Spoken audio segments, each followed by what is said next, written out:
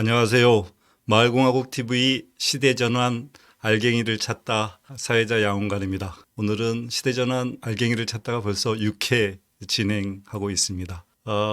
시대전환 알갱이를 찾다에서 핵심적인 주제들을 가지고 대담을 계속하고 있는데요. 오늘은 불평등, 기후위기, 그것은 자본주의가 문제야 라고 하는 큰 주제 안에서 두 번째 대담 이어가겠습니다. 오늘은 자본주의를 넘어서라고 하는 주제이고요. 그 넘어서의 핵심 내용으로 시민 경제론에 대한 얘기이겠습니다. 오늘 또 이래경 우리 다른 백년 명예이사장님 모시고 대담 이어보겠습니다. 안녕하세요. 예, 반갑습니다. 지난 시간에는 신자유주의에 대한 비판과 전망에 대해서 얘기했는데 오늘은 신자유주의의 대안으로서 제가 요즘 제기하고 있는 시민경제를 소개하는 시간을 갖겠습니다. 예, 시민경제를 얘기하기 전에 지난번에도 얘기했지만 피케티가 얘기했듯이 어떤 경제라든지 시장 기제라는 것은 그것을 선택하는 이데올로기적인 정치적 배경이 중요하거든요. 시장 경제도 역시 시장 경제를 적용할 수 있는 정치 구조가 대단히 중요합니다. 그래서 시민 경제를 얘기하기 전에 정치 구조에 대해서 좀 얘기를 하겠고요. 시장 경제를 결론적으로 얘기하면 공공 영역 제1섹터에서 가지고 있는 제도와 질서, 제2섹터인 시장이 갖고 있는 배분과 효율과 혁신의 역할, 그다음에 제3섹터인 시민경제가 가지고 있는 규범과 덕상을 상호 보완해서 만든 것을 시민경제라고 할 수 있습니다. 여기에 더해서 제가 굉장히 존경하는 미국의 하버드대의 전설적인 교수 운고의 사회 상속 개정을 잠깐 소개하는 시간을 갖겠습니다. 현재 전 세계에 민주주의를 운영하는 나라가 130여 개국이라고 하는데 실제 130개국에서 민주주의가 제대로 작동하는 나라는 10손가락도 안 되죠. 스위스를 포함해서 북유럽 쪽만 제대로 작동되고 사실 서구의 민주주의가 기능을 상실했습니다. 예, 이 얘기는 제가 길게 할 수 없는데 그 자료를 좀 첨부해 주시고요. 그 근본적인 원인은 민주주의라는 혁석 뒤에 산업과 경제 기득권이 모든 것을 장악하고 있어요. 정치, 언론, 문화, 지식 모든 영역, 메디어까지. 그러면서 민주주의가 갖고 있는 형식적 절차적 역할을 무력화시켰습니다. 이게 현재 전 세계 대부분에 나타나는 문제죠. 그래서 이 문제를 해결하기 위해서 다음 페이지로 넘어가면요. 이 서구적 정당 중심의 대의적 민주주의에 세 가지의 보완이 필요하고 이 부분이 마을공화국이 추구하는 것과 축을 같이 합니다. 첫 번째는 우리가 대의적 정치를 안 할 수는 없죠. 그런데 아까도 얘기했지만 이 현재 대의적 정치가 그런 금권과 산업 권력에 의해서 완전히 장악당해 있는 상태거든요. 그것이 어떤 식으로 나타나냐면 특히 한국과 미국 같은 경우에는 승자 독식의 양당 구조로 나타나고 일반인들이 참여할 수 있는 기회를 완전히 배제하는 상태가 됩니다. 그래서 첫 번째는 대의적 민주주의를 보완하기 위해서는 획기적인 연동비례제를 도입하고 가능한 영역에서 결선제를 도입하고 정책적 정당을 추구하고 정당 내 민주적 기능을 강화할 때 대의적 민주주의가 그나마 작동할 수 있습니다. 두 번째 더욱 중요한 것은 현재 국회가 입법권을 독점하고 있거든요. 그러니까 국회 입법 독점권을 넘어서서 시민들이 직접 입법에 참여하는 시민입법제 혹은 국민입법제라고 하는데 이것은 세 가지로 구성이 됩니다. 하나는 잘못된 법안을 국회에서 제정했을 때 그것을 거부할 수 있는 법안 거부권. 그다음에 국회가 게을러서 안 하고 있는 그런 것에 대해서 시민들이 직접 입법을 요구하는 발안권. 그리고 어떤 국정 현안에 대해서 정기적으로 국민들이 참여해서 의사를 밝히는 정기적인 국민투표제. 이것이 입법 시민입법제의 핵심이고요. 조금 더 포함한다면 국민소환제. 이것을 통칭해서 직접민주주의라고 부릅니다. 그다음에 마지막에는 유럽에도 이제 이런 시민입법제가 도입이 돼서 직접민주주의가 도입이 되는데 제대로 작동이 안 되는 이유가 시민들이 일상적으로 참여하고 토론하고 정보를 공유하고 그것에 대해서 수기하는 일상적 참여와 수계 과정이 결여되어 있거든요. 그래서 시민들이 일상적으로 참여하고 토론하고 경험을 공유하고 각성하는 수계 과정, 이것을 열린민주제라고 그래요. 자치와 분권도 일종의 열린민주제죠. 그래서 민주주의가 제대로 작동하려면 세 가지가 같이 움직여야 된다. 제대로 된 연동비례와 결선제를 도입한 대의제, 그다음에 시민입법권을 도입해서 거부권, 발언권, 국민투표권을 보장해야 되고, 자치와 분권을 등 포함해서 국민들이 일상적으로 참여할 수 있는 열린민주주의, 이 세 개의 축이 작동이 돼야 민주주의가 제대로 작동한다고 얘기할 수 있습니다. 조금 더 이 부분을 얘기하면 그동안의 인류 역사의 그 가버넌스를 보면 옛날에는 제왕이, 황제나 왕이 권력으로 했던 군치, 그 군이 통치하는 전제가 권력의 권치라고도 얘기할 수 있죠. 그것이 조금 더 들어오면 관료제가 발달이 돼서 관치 형태로 오고, 그것이 이제 17세기, 18세기가 넘으면 시민계약법이라는 게 들어오면서 법에 의한 통치, 법치가 나옵니다. 그래서 사실 민주주의도 법치의 일종이라고 볼 수 있는데, 아까도 얘기했지만 그런 민주주의의 절차나 형식성이 돈이나 어떤 권력자에서 자주되는, 그러니까 금치, 클랩토크라시라고 얘기할 수 있죠. 혹은 여기서 조금 더 양보해서 그런 권력자와 엘리트와 시민들이 양보하는 협치, 혹은 뭐 그것이 좀 포장적이지만 자치, 뭐 이런 형태가 나타나는데, 이런 뭐 금치, 협치, 자치는 여전히 법치에 대한 그것을 정당화하는 어떤 포장적 성격이 강합니다. 그래서 앞으로 우리가 가야 되는 것은 정말로 시민들이 주도하는 민치의 시대로 가야 되고, 그런 민치의 시대를 전제로 해서 오늘 제가 사회경제 시스템 시민경제론을 얘기하고자 합니다. 시민경제론에 대한 역사적 배경을 얘기하면 크게 두 가지에서 역사적 배경을 갖습니다. 하나는 캐톨릭의 수도원이 가지고 있는 예수님이 가르쳐 주신 형제적 사랑이 그 배경인데요. 캐톨릭이 사실은 끊임없이 부패합니다. 아마 인류 역사에서 사람을 가장 많이 죽인 조직 중에 하나가 캐톨릭 조직일 거예요. 그런데 그 캐톨릭을 끊임없이 새롭게 만들고 정제하고 끊임없이 혁신하게 만드는 부분이 수도원이에요. 그 수도원의 대표적인 인물이 베네딕토와 프란체스코입니다. 베네딕토는 그러니까 불가로에서만 성속일체. 노동하지 않으면 밥도 먹지 마라. 그리고 어디 은밀한 데 가서 기도할 생각하지 마라. 노동하면서, 생활하면서 기도해라. 이게 베네딕토의 가르침이죠. 프란체스코는 우리가 잘 알지만 완벽한 무소, 법정 선임을 능가하는 완벽한 무소유의 수도사였죠.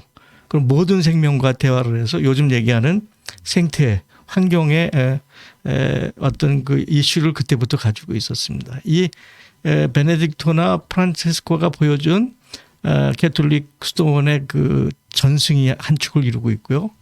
이제 르네상스가 오면서 인본주의가 들어오죠.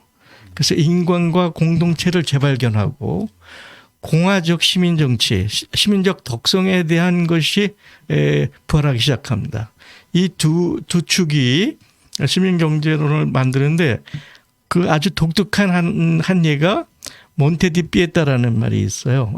그것이 서민들한테 무이자로 대출해주는 대출기관인데, 피에타라는 거는 어머니 모성애를 얘기하거든요. 죽은 예수를 끌어안는 성모 마리아의 상을 피에타상이라고 얘기하듯이 그 무조건적인 어머니의 사랑, 그걸 피에타라고 그러는데 그 어머니의 사랑과 같은 대출 기간, 그게 몬테디 피에타인데 그 유럽 중세에서 상업주의가 들어오면서 유태인으로 중심으로 해갖고 그 뭐라 그럴까 이 고리의 대금업들이 성행하면서 서민들이 굉장히 고통을 받아요. 그 자영업하는 사람들이나 서민들이 그 서민들의 고통을 해결하기 위해서 시작된 게 이제 몬테디 피에타인데 그래서 무이자로 대출을 해주죠. 소액이지만 여기에 가진 세 가지 기능이 있습니다. 하나는 아까도 얘기했던 예수님의 이웃사랑, 형제적인 사랑. 두 번째, 가난하고 고통받는 사람이 있는데 우리가 행복해질 수가 없다. 가난하고 고통받는 사람들을 고통에서 구제할 때 우리도 행복해진다.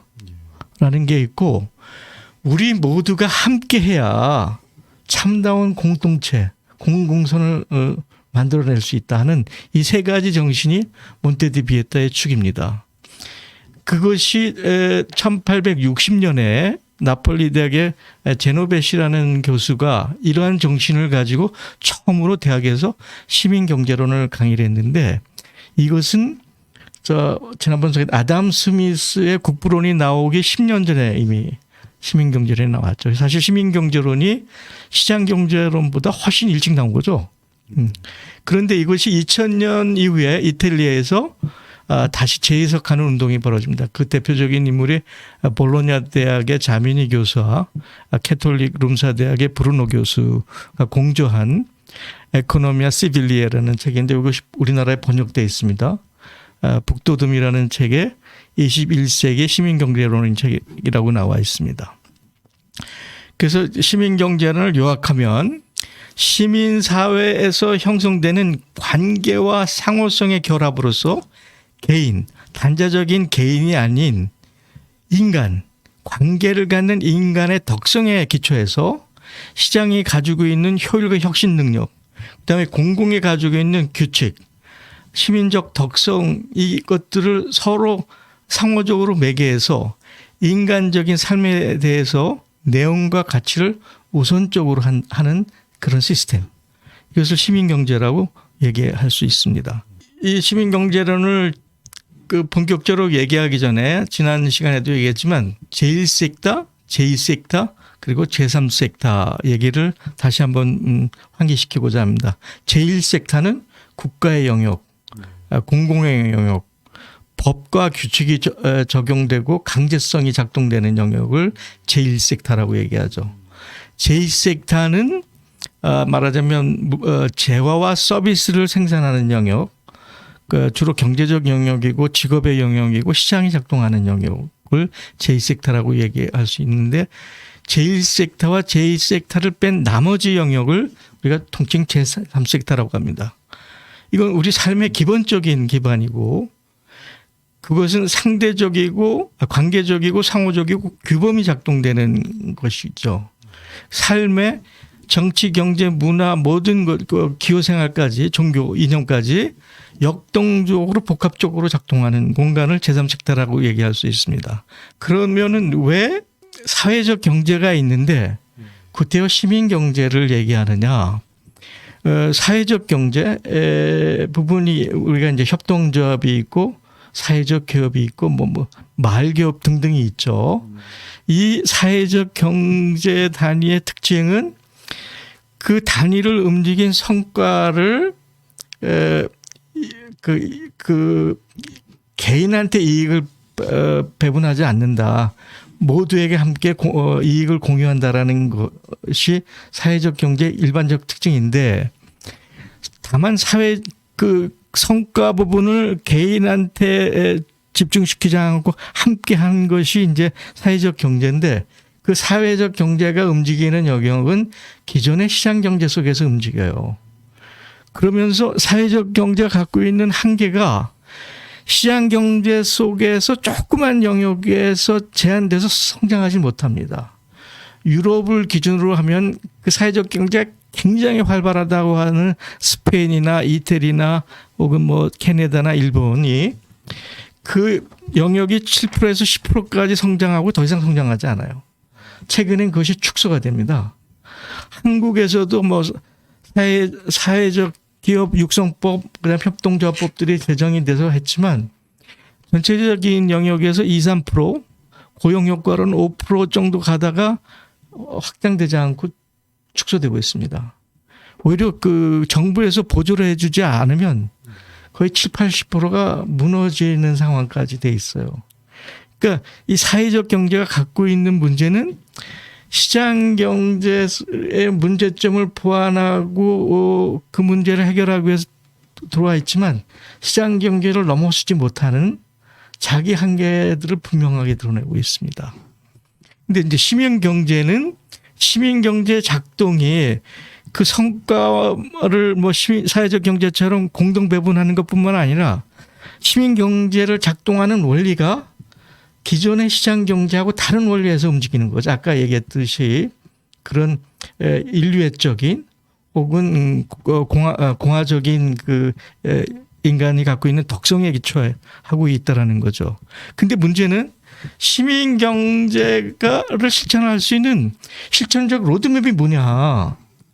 아까 얘기했던 두 분의 그 이태리 교수님이 책을 썼지만 실천적 로드맵에 대해서는 그 그림을 못 그려냈어요. 그래서 제가 고민 끝에 얘기한 것이 제3섹터 경제론이라는 걸 만들었습니다. 그 제3섹터 경제론이라는 건 사회적 경제와가 시민 경제로 넘어가는 브릿지 역할을 해서 제3섹터 사회적 경제를 제3섹터 시장 경제로 이동시키면서 자본의 논리와 분리시키는 작업을 하자라고 해서 그것이 완성이 되면 시민 경제가 된다 하는 이제 그런 그에서 제3섹터 경제론이라고 해서 제가 책도 냈습니다. 여기서 이제 중요한 두 가지 개념이 중요한데 금융이 무엇이냐. 또 하나는 우리가 법인이라고 얘기하는 법인 기업이 뭐냐 하는 것이 굉장히 중요한데 금융은 필요하죠. 우리가 경제를 돌리는데 근데 금융은 양면성을 가지고 있어요. 필요한 사람한테는 천사 역할을 하지만 동시에 경제에서 나온 성과물을 끊임없이 빨아먹는 빨대 역할은 악마 역할을 동시에 합니다. 일단 그 정도로 금융은 얘기하고요. 우리가 기업을 법인화하면서 엄청난 혜택을 줍니다. 법인이라는 건 인격체로 성격을 부여해서 그 법적인 어떤 혜택을 주고 하는 거죠. 그런데 그래서 기업이 나오는데 왜 그러면 기업한테 그런 혜택을 줬느냐? 사회가 기업한테 그런 법인 기업을 부여하는 데는 몇 가지 이유가 있습니다. 우선 기업이 자원을 가장 효율적으로 조직하고 생산하고 배분하는 기능을 제일 잘한다. 그래서 우리 생활에 필요한 제어와 서비스를 가장 저렴하게 효과적으로 조직해낸다. 그리고 끊임없이 혁신을 해서 그 우리가 필요한 제어와 서비스를 풍요롭게 하고 저렴하게 제공해 준다라는 겁니다. 그 우리 삶 전체를 풍요롭고 행복하게 해줄 수 있다라는 기대 때문에 우리가 기업한테 법인을 부여했거든요. 법인격을. 근데 기업이 자기 이익을 추구하다 보면 원래 사회가 그 국가가 기업한테 준 법인격을 부여한 그 배경을 배반을 해요. 그러니까 공해를 유발하고 탈법을 하고 불법을 하고 오히려 우리 삶의 즐거움을 이야기할 수가 있죠. 기업이. 그런 기업은 반드시 퇴출돼야 되죠. 그래서 우리가 기업이 뭐냐, 왜 기업한테 법인을 부여했느냐? 우리가 다시 한번 생각합니다. 기업은 그 소속된 사회에 자기 역할을 할 때만 기업이 존속의 가치가 있는 거다라는 겁니다.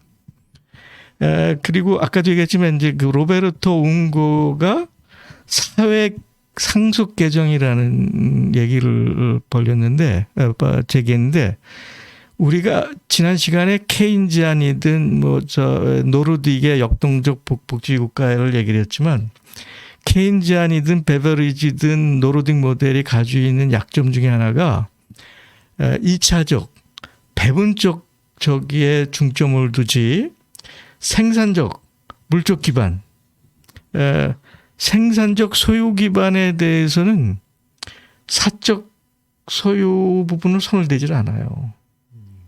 그런데 웅고는 사회 상속 개정을 통해서 생산의 물적 기반, 생산의 공유를 공유적으로 접근하는 것을 일반적 이론으로 제기를 했습니다.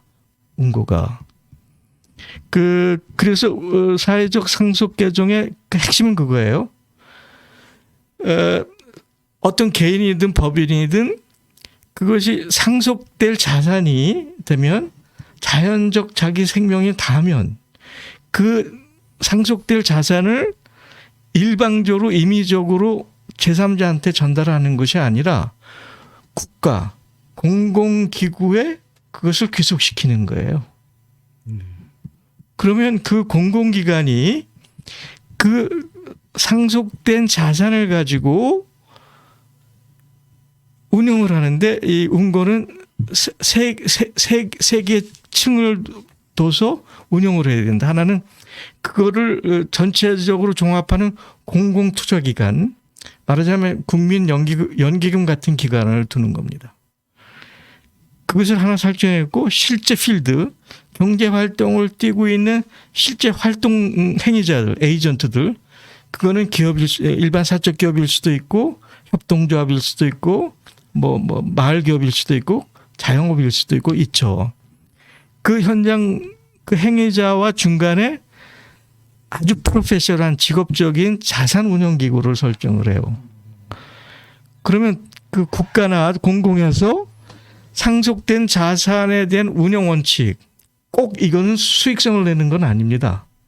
그래서 그 R&D에도 필요할 거고 복지도 필요할 거고 혹은 교육도 필요할 거고 다양한 형태 혹은 그 경제 활력을 부여하기 위한 어떤 경제 활력적 역할로도 쓸 거고 그러면 그런 목적을 설정해서 자산 운영 기구한테 넘기면 현장 행위자들이 어프로치를 하는 거죠. 내가 이렇게 하겠다. 그럼 이 전문 그 조직이 그걸 평가해서 정확하게 그 자원을 할당하는 겁니다. 또 여기서 특징은 그런 금융 자산에 대한 접근이 모두한테 열려 있다는 거예요. 모두한테. 근데 이것이 왜 그동안 자본주의는 자본이 있어야만 작동이 되고 자본의 자기 증식을 통해서만 경제가 움직인다라고 생각했고 자본이 없으면 자본이 중심이 되지 않으면 경제가 움직이지 않는다라는 게 여태까지 우리 자본주의적 사고인데 우리가 지금 살고 있는 사회가 바뀌었어요. 자본이 넘쳐나.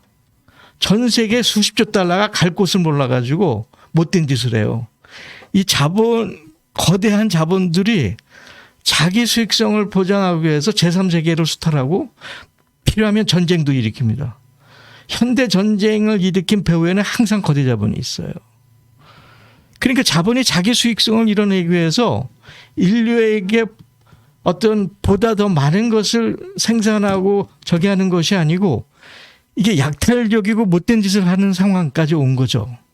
그런데 현재와 미래의 경제는 그런 자본이 움직이는 것이 아니고 인간이 여태까지 만들어온 과학기술이라는 지식, 혁신지식, 혁신활동 이런 것이 앞으로 인류 미래 경제를 끌고 가는 중심축이 되는 겁니다. 이젠 자본이 아니고 과학과 기술과 지식과 혁신활동이 미래를 끌고 가는 거죠. 근데 이 과학과 기술과 혁신과 이 지식의 특징은 참여할수록 힘이 세지는 거예요. 협력할수록 힘이 세는 겁니다. 공유할수록 힘이 세지는 거예요. 재순환을 할수록 등치가 커집니다. 이게 기존의 자본에 말하자면 제로섬이죠. 한 사람이 많이 가지면 나머지 못 갖잖아. 이거하고 반대예요. 공유하면 할수록 커지는 게 앞으로 미래 경제, 혁신 경제, 기술 경제, 지식 경제의 특징입니다. 이러한 특징을 놓고 제가 시민 경제 실천 전략을 두 가지로 정리해 봤습니다. 하나는 수평적 작업, 수평적 구도가 있고요. 또 하나는 이제 수직적 구도가 있는데 우선 수평적 구도를 얘기하면 아까도 얘기했지만 탐욕적 시장 경제 속에서 갇혀 있는 사회적 시장 경제 영역을 떼어내서 1:1 병렬로 배치를 하는 겁니다. 그 안에 갇혀 있는 것을 분리시켜서 병렬로 놓고 국가나 공공이 두 개 역할을 합니다. 이 두 개 사이에 삼투막을 설치를 해요. 삼투막이라는 건 뭐냐면 선택적으로 통과시키는 거죠. 선택적으로 거부하는 겁니다.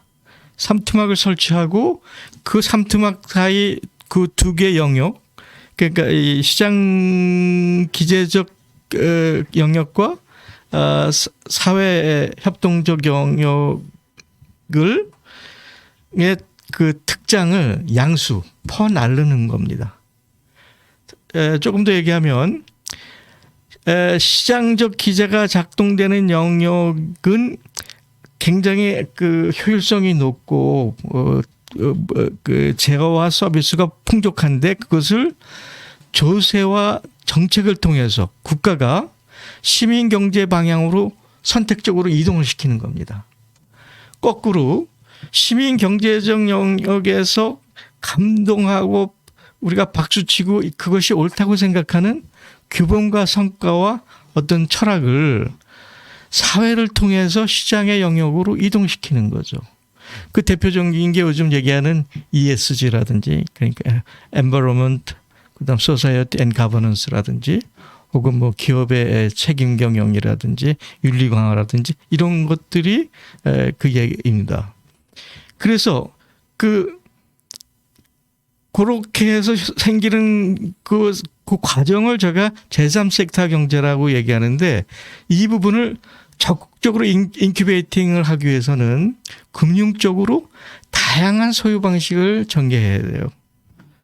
그러니까 뭡니까 이 종사자 지분 기업도 있을 수가 있고요. 가장 좋은 것은 협동조합이죠. 혹은 뭐 마을 기업도 있을 수가 있고요. 뭐 그냥 사회적 기업도 있을 수가 있습니다. 그럼 어떤 식으로 도와주느냐? 사회적 경제 기본법을 해서 기존의 시장은 자본가를 위해서 말하자면 비탈진 기울어진 운동장이라고 그러면 이번에는 제3섹터의 시민 경제를 위해서 역으로 기울어진 운동장을 만드는 거예요. 그쪽에 유리하게. 그러니까 모든 제도를 그쪽에 유리하게 만드는 거죠. 예를 들어 클라우드 금융을 활성시켜서 시민 자본을 그쪽에다 집중시킬 수도 있고요. 협동조합에 한 예를 들면 협동조합이 지금 은행에서 대출을 받을 수가 없어요. 은행이 대출해 줄 수가 없습니다. 협동조합에. 그러면 우리가 신용보증기금처럼 협동조합 보증기금을 만드는 거예요. 대한민국의 협동조합 보증기금을 만들어서 예를 들어서 자본금을 10조를 만들면 그 10조를 가지고 수많은 협동조합이 돈이 필요하면 보증을 해 주는 겁니다. 물론 적격 심사를 해야 되죠. 그럼 은행은 그 보증기금을 믿고 마음대로 협동조합을 지원할 거 아닙니까? 예를 들어서 그런 식으로 하면 레버리지 효과가 있어요. 예를 10조를 보증기금에 넣는다 그러면 그 레버리지 효과는 100조가 될 수가 있어요. 예를 들어서 100조라는 돈이 협동조합이나 종업원 지주회사나 마을기업에 투입된다고 생각해 보세요. 한번 상상을 해보세요. 어떤 일이 일어날지. 이런 거죠. 또 최근에 몇 분이 얘기하지만 그 협동조합이나 사회적 경제에서 활동하는 거가 일반 시장 가치는 없지만 사회에 공익적 가치가 있다. 사회적 가치가 있다라는 걸 회계적 기법으로 평가해 주는 거예요. 제가 이거 길게 얘기를 못 합니다. 그러니까 그런 게 있고 마지막으로는 그 제3섹터의 그 시민적 경제 활동이 활발하기 위해서는 여전히 사회적 안전망을 확대해야 됩니다. 특히 출산, 육아, 교육, 보건, 주거 안전에 대한 혹은 평생학습 체제라든지 적극적 노동시장이라든지 이런 것이 확대가 될 때 소위 그 제3섹터의 중간 과정을 통해서 시민적 경제 영역이 활발해지는 거죠. 이것이 수평적 작업입니다. 수직적인 것은 주로 재산권, 사유권에 대한 문제입니다. 그러니까 자본이 수평적으로 확장되는 것도 중요하지만 이거 대를 위해서 어큐뮬레이션, 축적되는 게 문제거든요. 그래서 그 재산권이나 사유권에 대한 전반적인 재검토가 필요하다라는 겁니다. 근데 이 사유권, 민법, 재산권을 확립시킨 게 로마 시대 로마법이에요. 근데 로마 시대에 왜 이런 시민법, 민법을 강화시켰냐? 로마 제국 기본적으로 약탈이에요. 제3세계에서 약탈한 거를 정당화하기 위해서 그걸 민법, 시민법으로 정당화한 겁니다. 그것이 현재 자본주의의 재산과 사용권에도 비슷해요. 이 문제는 여러 경제 전문가들이 얘기하는데 그것을 가장 정확히 얘기한 사람이 운거예요. 운거는 이거를 Bundle of Ownership Right라고 그럽니다. 그 소유권의 그 말하자면 이렇게 번들, 그 집단적 성격이 있는데 이게 하나하나 분리해 보면 다 성격이 틀리다는 겁니다. 그러니까 어떤 그 재산을 획득하는 과정, 그 획득한 재산을 점유하고 통제하는 과정, 그걸 이제 배제권이라고 합니다. 그다음에 그 획득한 자기 자산을 사용하고 향유하는 과정, 그다음에 이것을 트랜스퍼, 상속이나 증여하는 과정, 이 네 개가 다 성격이 틀리다는 겁니다. 그래서 그 하나하나마다 저기 하는데 무제한적 개인의 자유가 적용될 수가 없다는 거예요. 그 획득하는 과정도 공공의 합의와 질서와 규칙에 의해서 획득하는 거고 그것을 자기가 점유해서 통제하는 과정도 공공의 질서와 공공의 이익을 바라지 않는 수준에서 해야 되는 거죠. 그래서 우리가 어떤 도로를 내는데 저 사람 토지가 필요하다 그러면 국가에서 그 토지를 말하자면 우리가 도로를 낼 테니까 내달라고 해서 그 뭐라 그래요? 토지의 공공의 문제겠죠. 그런 것이 있습니다. 자기가 돈이 마음대로 쓸 수가 없는 거죠. 다른 사람들의 불쾌감이나 불행을 야기하면서까지 자기 자산을 쓸 수가 없는 거다. 타인의 행복권과 타인의 사회생활을 지장을 주는 향유와 사용은 제한이 돼야 된다. 그 다음에 처분, 상속이나 증여 부분도 당신이 만든 그 재산은 사적 재산은 자산은 당신의 노력에 의해서도 만들어졌지만 그것을 만들어주는 거는 당신이 태어난 그 땅에 그 사회 여러 사람들이 같이 만든 거다. 그래서 진보적 경제학자들은 당신이 기여한 부분이 20% 정도가 적정하다라는 거예요. 그 논쟁의 부분이 이제 무제한적인 사적 재산을 주장하는 부분이 존 로크라든지 노직입니다. 이 사람들은 합의된 질서만 지키면 무제한적으로 획득하고 점유하고 사용하고 상속하는 거에 대해서 제한을 가해서는 안 된다. 이게 신자유주의적 사고죠. 근데 그거에서 반해서 역사적으로 토마스 모어의 유토피아라든지 지난 시간에도 얘기했던 토마스 페인의 자연재 공유 사상이라든지 우리가 이제 최근에 이제 기본소득을 얘기했는데 기본소득의 뿌리가 이제 뿌리에 적정한 배분이라는 개념이 있습니다. 기본소득 개념이라든지 그다음에 정의론으로 유명한 존 롤스도 민주주의가 제대로 작동하기 위해서는 모든 인민들이 인간답게 살아갈 수 있는 최저 조건의 재산을 국가가 보장해야 된다라는 국가 소유주의적 민주주의를 얘기를 해요. 그 모든 것을 종합해서 로베르토 문고가 사회상속개정이라는 사회변혁적 사상을 만든 거죠. 그러니까 로베르토 문고가 사회상속적 개정을 현실적으로 적용한다면 예를 들어서 그 헨리 조지가 얘기한 집대조세 제도, 우리가 얘기하면 누진보유세 같은 경우도 사회상속 개정의 변형이죠. 자산이나 금융거래에 대한 누진과세도 합니다. 혹은 영국의 한 학자가 얘기했지만 일생 누진과세라는 개념이 있어요. 이건 좀 재미있는데, 예를 들어서 우리가 살아가는데 한 100만 불, 200만 불까지는 기본적으로 피하니까 100만 불, 200만 불은 세금을 부여하지 말자. 하더라도 조금, 뭐 3%, 5%쯤 하자. 근데 200만 불이 넘었으면 한 1000만 불까지는 이제 여유가 생기기 시작하니까 10%, 20% 세금을 넣는다. 그런데 이게 1억 불이 넘었으면 7, 80% 세금을 과한다. 그러니까 평생 자기가 번 돈에 누진과세를 한다. 그럼 1억 불이 넘으면 80%를 내는 거죠. 그런 거. 그게 이제 일생 누진과세 제도입니다. 근데 이제 운거는 사회상속제를 얘기했지만 그 룰을, 과세를 얼마를 해야 되냐라는 것은 얘기하진 않았어요.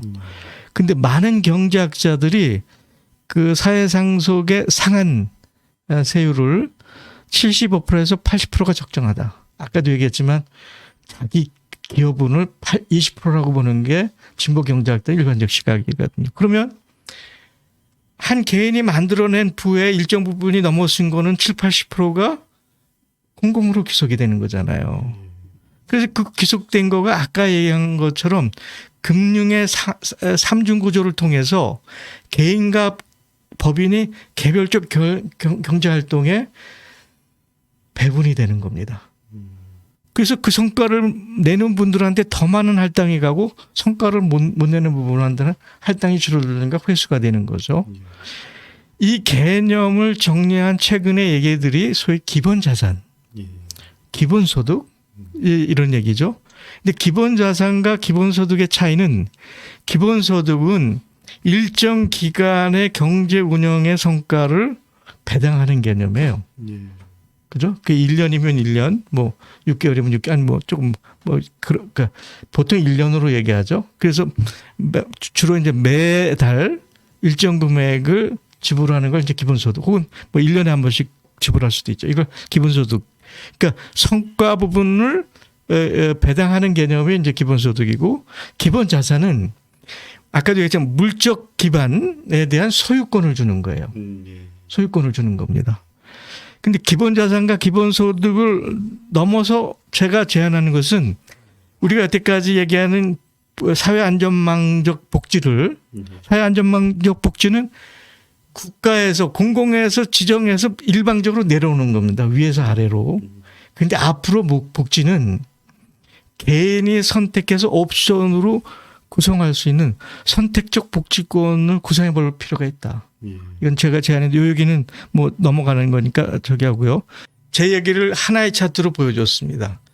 제2섹터인 시장 영역이 있고, 거기에 한 부분을 이제 사회적 경제가 차지하고 있는데, 이 시장 경제는 악마와 천사의 역할을 같이 가지고 있습니다. 천사의 역할로는 배분, 균형, 효율, 순환의 역할을 하는 거고, 악마의 역할은 증식과 탐욕과 수탈과 부패가 있는 거죠. 그래서 그 사회적 경제 영역을 제가 떼어내서 제3섹터 영역으로 이동시키자. 그러니까 사회적 경제 영역이 전승 농업도 이제 제3섹터가 되죠. 이게 제3섹터는 가치, 규범, 상호, 관계, 참여라는 키워드를 가지고 있습니다. 그 중간에 삼투막을 설치하는데, 그 삼투막의 강제성은 제1섹터. 법적, 행정적, 제도적 강제력이 제1섹터가 부여하는 겁니다.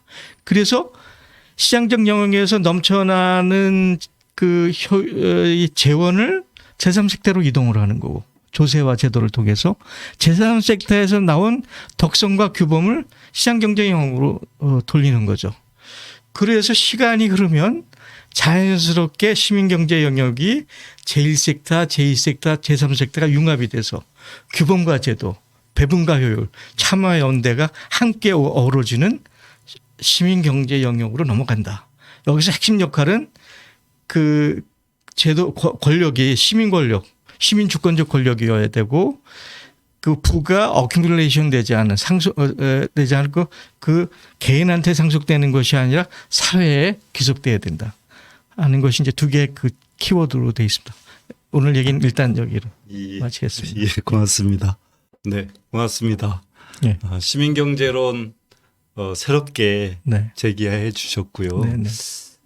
내용이 너무 이게 뭐라 그럴까 현재 상황에 대한 대안적 모색이다 네, 보니까 네. 생소한 개념도 있으면서도 불구하고 굉장히 획기적인 내용들도 있는 것 같습니다. 네, 네, 그래서 네. 발제 시간을 충분히 드렸어요. 오늘도 그러다 시간을 보니까 넘겼나요? 예, 지금 한 40분 가량 이렇게 내가 발제를 25분에 멈춘다 그랬는데 그게 예. 잘 안 되네요. 통제가. 그래서, 죄송합니다.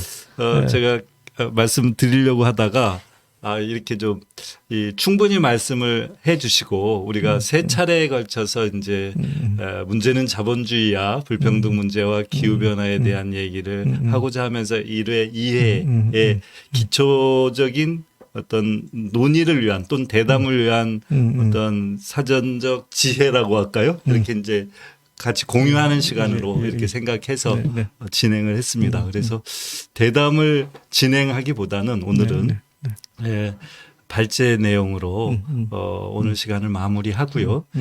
다음 시간에 불평등과 기후변화 위기에 대한 대안적 이야기를 하면서 네, 네. 첫 번째 주제와 두 번째 주제들이 포함되어져 있는 종합대담을 네, 예. 하는 것이 어떨까 예, 예. 이렇게 생각해 보는데 그래. 괜찮겠습니까? 근데 이제 한마디 더 하면 예, 예. 제 얘기가 어떻게 보면 뭐 토마스 보의 유토피아 같기도 하고 예, 예. 제노베 씨가 얘기했던 그때 시민경제의 강의 혹은 아까 얘기했던 그 책 21세기 시민경제론 그 브루노 교수가 하고 이제 누굽니까 볼로냐 교수가 쓴 한번 꼭 읽어보시면 도움이 될 겁니다. 근데 그분들은 원리적인 얘기를 했고 그림은 그렸지만 예, 예. 그걸 실천하는 실천적 로드맵이 빠져 있었어요. 예, 예. 그래서 제가 보탠 거는 아까 얘기했던 두 가지 키워드. 네. 그 삼투막을 설치하고 예. 양수 전략을 써야 되는 양수 정책을 쓰면 예, 그러면 그 프로세싱이 가능하다. 예. 프로그램이 가능하다라는 것이 말하자면 제가 보탠 예. 일종의 기여라고 그럴까 예. 공헌입니다. 예. 그렇게 이해를 하시고요. 네. 그렇게 굉장히 그 큰 주제에 대한 대안적 측면에서의 어떤 뭐라고 할까 창조적 제안도 하신 거지 않습니까? 예, 예. 그 얘기를 오늘 지금 대담을 하다 보면 네. 또 한 시간 갈 것 같아요. 예, 그래서 대담은 오늘은 제가 하지 이 않기로 시간을 하고. 컨트롤 못해서 정말 아닙니다. 죄송합니다. 강의가 너무 좋아서 네, 네. 제가 그 컨트롤하지 않았습니다. 예. 예. 시간으로 해서요. 저희가 지금까지 이제 두 차례에 걸쳐서 불평등 기후위기 문제는 자본주의야라고 하는 내용으로 지금 두 차례에 걸친 얘기를 했습니다.